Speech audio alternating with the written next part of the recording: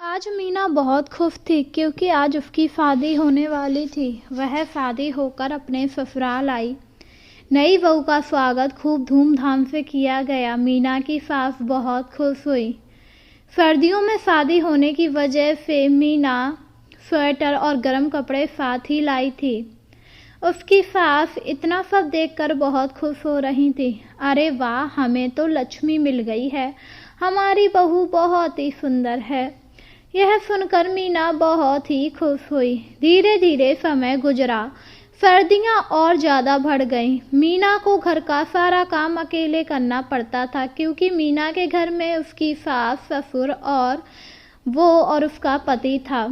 4 लोगों का काम अकेले करने में उसे कोई दिक्कत नहीं थी, पर सर्दियों में पानी का काम करने पर उसे बहुत दिक्कत हुआ करती थी। और एक दिन उसने अपनी सास से कहा, माँ जी, मुझसे सर्दियों में पानी में काम नहीं होता है, आप थोड़ी मदद करवा दीजिए। क्या कह रही है बहू, सर्दियों में मैं पानी में हाथ दूंगी? तुझे पता नहीं है मुझे सर्दी लग जाएगी? पर माँ जी, इस तरह तो मुझे भी सर्दी लग जाएगी। मुझे कुछ नहीं पता बहू, सारा काम तुझे अकेले ही करना पड़ेगा।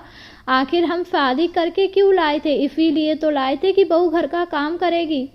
यह सुनकर मीना बहुत ज़्यादा दुखी हुई।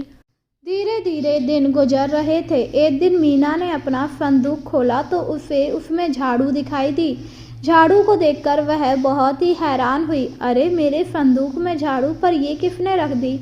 इसके बाद मीना ने उस झाड़ू को निकाला और सोचा कि वो इसी से अब घर की साफ सफाई करेगी।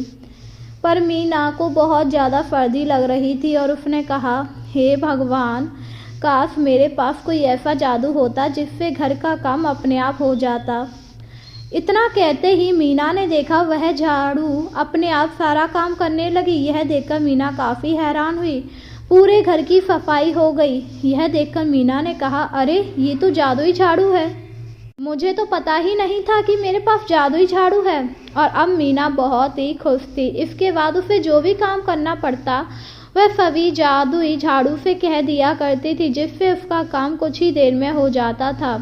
जब यह चीज़ उसकी सास ने देखी तो अपने मन में कहा, अरे, अब तो मीना सारा काम बिना कुछ कहे कर देती है, क्या बात है।